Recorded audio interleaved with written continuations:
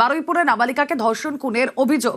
পুকুর থেকে 12 বছরের নাবালিকার দেহ উদ্ধার হয়, আর তারপর এলাকায় ক্ষোভের আগুন। নাবালিকাকে ধর্ষণ খুনের অভিযোগে বিক্ষোভ দেখাতে থাকেন স্থানীয়রা। দেহ আটকে রেখে বিক্ষোভ দেখান স্থানীয়রা। সেই ছবি আপনাদেরকে দেখাচ্ছি, যেখানে দেহ আটকে রেখে স্থানীয়রা বিক্ষোভ দেখাতে থাকেন।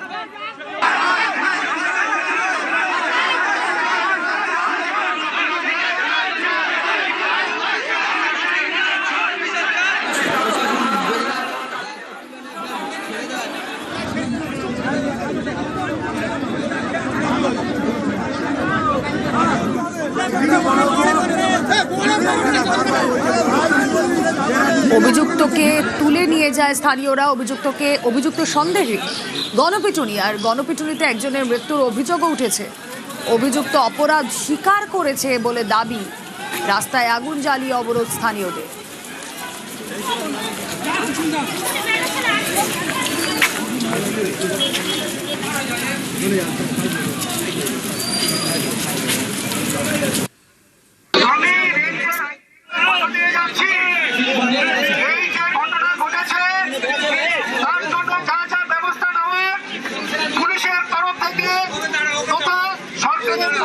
সবকিছু না হবে। একটু আগে মাননীয় মুখ্যমন্ত্রী ফোন করেছিলেন, মেয়েটির বাবা নাসির বাবুর সঙ্গে কথা হয়েছে। সরকারের তরফ থেকে, পুলিশের তরফ থেকে যত রকম যা করার আমরা করব। এই কেসে যারা আসামি আছে তাদের প্রত্যেকের সাজা হবে এবং আপনাদের দাবি মতো তাদের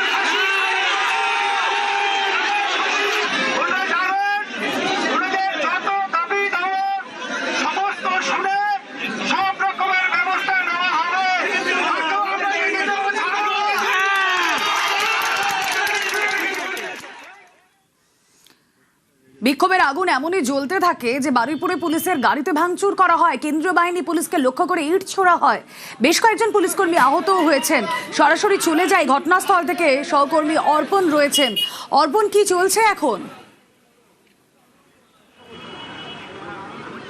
দেখো, এই মুহূর্তে ছাত্রীর মৃতদেহ আনা হয়েছে বারুইপুর মহকুমা হাসপাতালে। এই বারুইপুর মহকুমা হাসপাতালেই তার ময়নাতদন্তের যে প্রাথমিক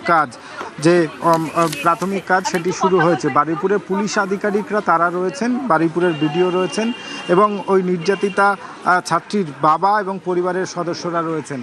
কি ঘটনা ঘটেছিল এবং কি ঠিক হয়েছিল, স্থানীয় মানুষজন তারাও রয়েছেন, তাদের সঙ্গে আমি কথা বলবো। আপনি তো রাতভর ছিলেন এবং সকালে বডিটা উদ্ধার করা হয়েছে। সকাল প্রথমে আপনারা বুঝতে পারলেন কি করে? মেয়েটা মিসিং ছিল।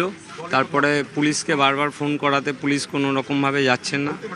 আমাদের পাড়ার গোল্ডেন ক্লাবের কিছু ছেলে ছিল আর ব্যবসায়ী সমিতির কিছু ছেলে ছিল, যারা দোকানে কিছু ভিডিও ফুটেজ থাকে, ক্যামেরা থাকে, সেই সব দোকানের ভিডিও দেখে ওরার মধ্যে একটা সন্দেহ করে যে এর মধ্যে এই ছেলেটা জড়িত থাকতে পারে। আচ্ছা, কিভাবে উদ্ধার হলো?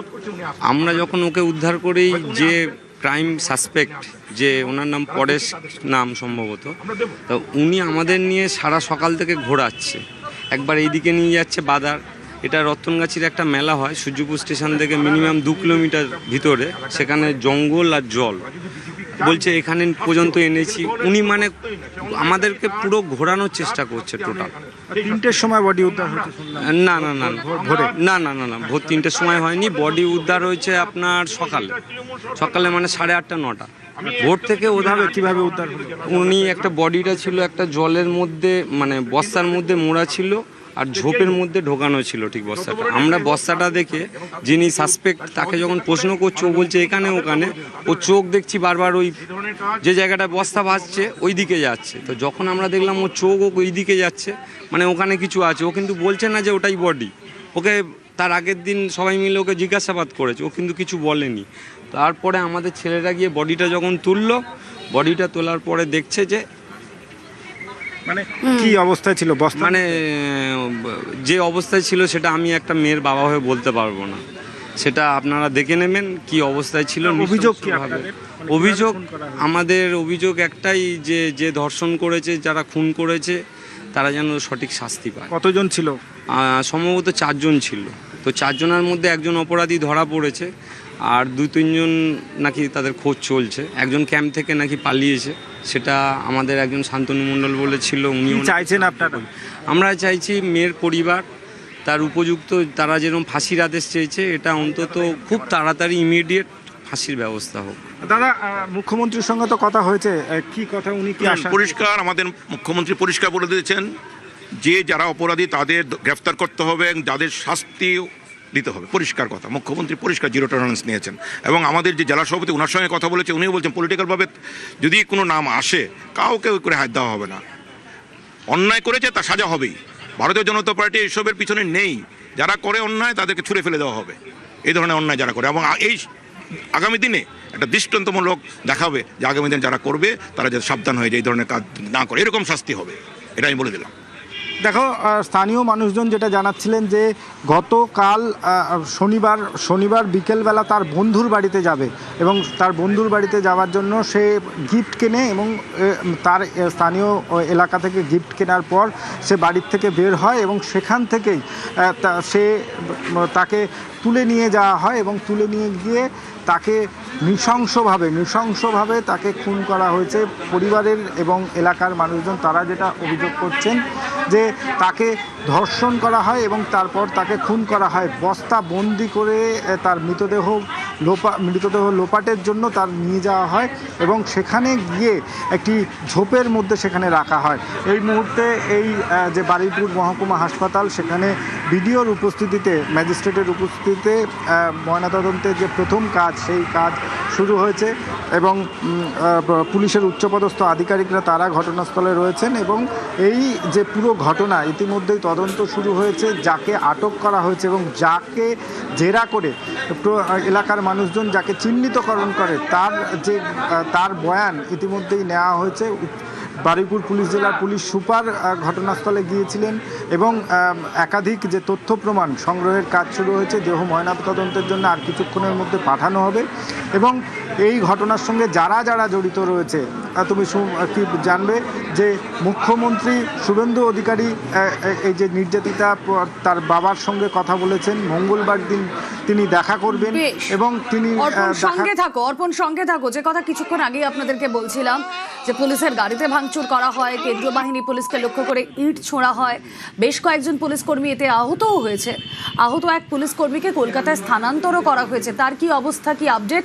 অর্পণ রয়েছেন সঙ্গে। অর্পণ, দেখো, বেশ কয়েকজন পুলিশ কর্মী আহত হয়েছে এবং যার মধ্যে একজনের অবস্থা আশঙ্কাজনক। তাকে বারুইপুরের পর কলকাতায় পাঠানো হয়েছে এবং এই ঘটনায় যে পুলিশের উপরে যে ক্ষোভ তার একটাই কারণ, স্থানীয় মানুষজন যেটা জানাচ্ছেন যে একজন অভিযুক্ত যে স্বীকার করেছিল সে আরেকজনের যে নাম বলেছিল সেই অভিযুক্তকে নিয়ে যাওয়া হয় স্থানীয় একটি ক্যাম্পে, পুলিশ ক্যাম্পে সেখানে রাখা হয় এবং সেখান থেকে তাকে ছেড়ে দেওয়ার অভিযোগ। আর ছেড়ে দেওয়ার পরেই জনরোষ তৈরি হয়। সেখানে যে ক্যাম্পের পুলিশ তার উপরে জনরোষ আছড়ে পড়ে, সেখানে মারধর করা হয় তাকে। তার অবস্থা আশঙ্কাজনক। তাকে কনস্টেবল তাকে নিয়ে যাওয়া হয়েছে কলকাতায়।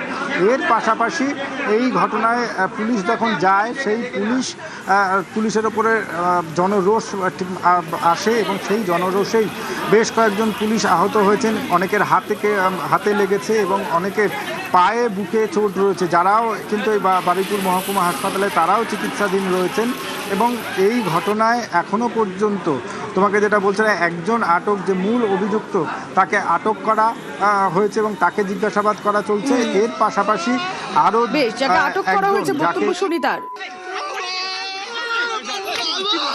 কজন মেরেছে? কজন মিলে? 4 জন ছিল।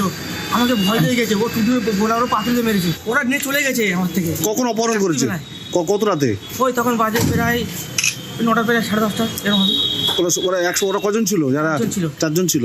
ওরা কি বললো? যে আমার ভয় দিয়ে গেছে, বলে তোর মেরে দেবো। কেন? ওই আমি দেখে ফেলেছি তো। ওরা তো 50,000 টাকা চেয়েছে। কার কাছ থেকে? ওই মেয়েটা রেখে দিয়ে টাকা নেবে কিছু, মানে আটকে রেখে দিয়ে। হ্যাঁ, মুক্তিপণ। হ্যাঁ, ওই পুরো প্ল্যান খাটানো ছিল। কালকে রাতে মেয়েটাকে ধরলো কোত্থেকে ওরা?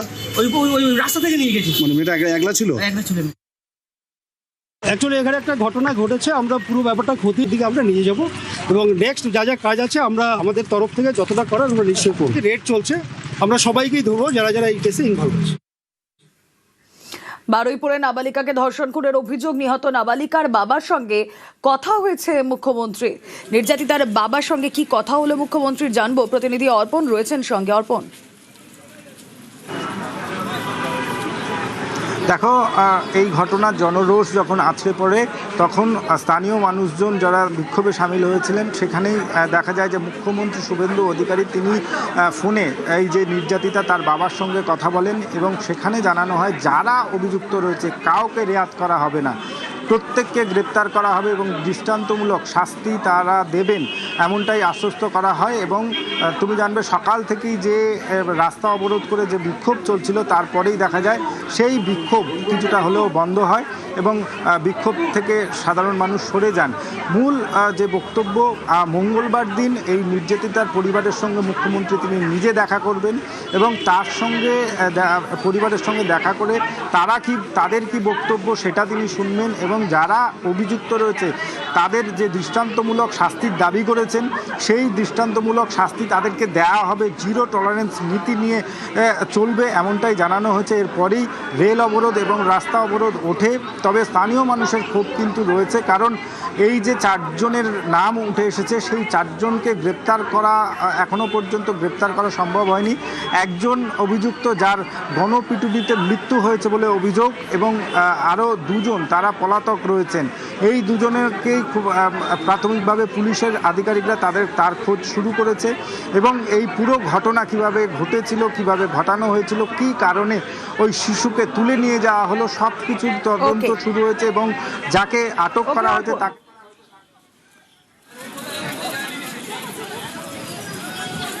সিএম এর সঙ্গে আমার সব কথা হয়েছে। টোটাল আমি ফাঁসির দাবি করেছি এদের সঙ্গে। মুখ্যমন্ত্রী মঙ্গলবার দিন ভবানী ভবনে যেতে বলেছে, ওখানে বসে যা দাবি করবো যেটা বলবো সেটাই উনি করে দেবে বলেছে। সব রকম সহযোগিতা আমাদের করবে। দেখুন, আমাদের এই বাংলাতে এই বেশ কিছু এই ধরনের মানসিকতার মানুষ আছেন যেটা গণতন্ত্রের পক্ষে অত্যন্ত ক্ষতিকারক এবং বিষাক্ত বলে আমি মনে করি। এরকম অনেক বিষ আছে, তাদের বিষ দাঁত ভাঙতে হবে, সরকার ভাঙবে, চিন্তা করতে হবে না। আজ বরুণ বিশ্বাসের মৃত্যুদিন। 14 বছর পরও বিচারের অপেক্ষায় শুটিয়া। 2012 সালের আজকের দিনেই গোবরডাঙ্গা স্টেশনে বরুণ বিশ্বাস খুন, গণধর্ষণ, দুর্নীতির প্রতিবাদ করায় খুনের অভিযোগ। গতকালই জনতার দরবারে বরুণের দাদা দিদি, মুখ্যমন্ত্রীর আশ্বাসে বিচারের অপেক্ষায় পরিবার।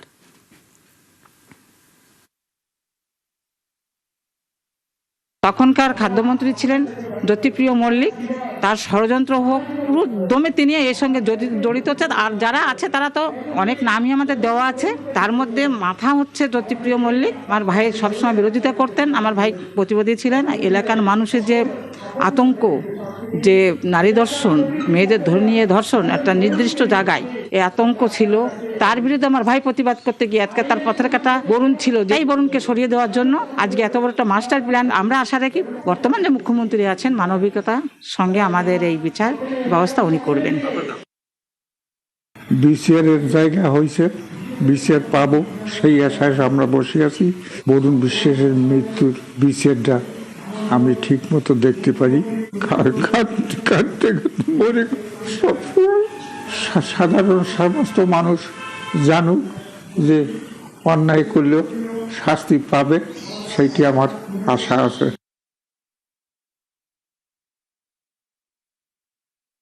উত্তর 24 পরগনার গাইঘাটার শুটিয়া গ্রামের বিশ্বাস বরুণ বিশ্বাস খুন হয়েছিল 2012 সালের 5ই জুলাই এবং আজ 14 বছর অতিক্রম করেছে। আজও 5ই জুলাই এখানে স্মরণ সভার আয়োজন করা হয়েছে বরুণ বিশ্বাসের আবক্ষ মূর্তির সামনে প্রতিবাদী মঞ্চের পক্ষ থেকে। আমি এখানে যে সমস্ত অনুষ্ঠান এতক্ষণ চলছিল, রীতিমতন বরুণ বিশ্বাসের আবক্ষ মূর্তিতে মাল্যদান, পুষ্পাঞ্জলি এবং সেখানে প্রদীপ প্রজ্বলন করা হয়। বরুণ বিশ্বাসের প্রতিবাদী মঞ্চের যে সকল সদস্যরা সেই সময় তার পাশে ছিলেন, আমি তাদের সঙ্গে কথা বলবার চেষ্টা করব। যে প্রতিবাদী মঞ্চের সভাপতি, সম্পাদক রয়েছেন, কি বলবেন, মানে এই যে আজকের দিনে কি চাইছেন?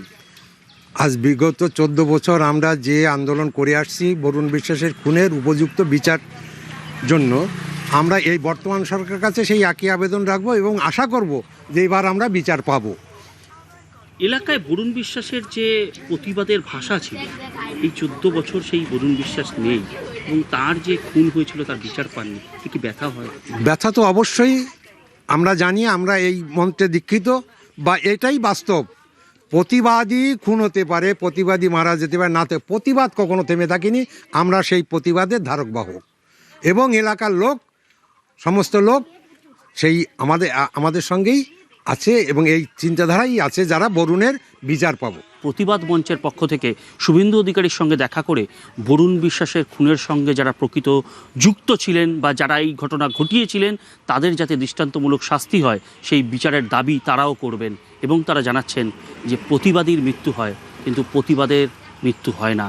আগামী দিনে তারা বিচার পাবে বলে নতুন সরকারের প্রতি তারা আশা করছেন। নতুন সরকার তাদেরকে আশা জুগিয়েছেন যাতে বরুণ বিশ্বাসের খুনের সঠিক বিচার হয় সেই আশা তারা করছেন। উত্তর 24 পরগনার গাইঘাটার সুটিয়া থেকে Aniruddha কীর্তনিয়া, news 18 Bangla.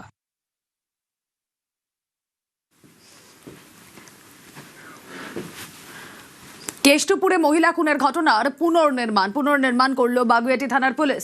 24শে April কেষ্টপুরে live in পার্টনারকে খুন, কেরল থেকে অভিযুক্তকে গ্রেফতার করে পুলিশ। আর অভিযুক্তকে সঙ্গে নিয়েই পুনর্নির্মাণ ঘটনার পুলিশের যে ছবি আপনারা দেখছেন, কেষ্টপুরে মহিলা খুনের ঘটনার পুনর্নির্মাণ করলো বাগুইআটি থানার পুলিশ।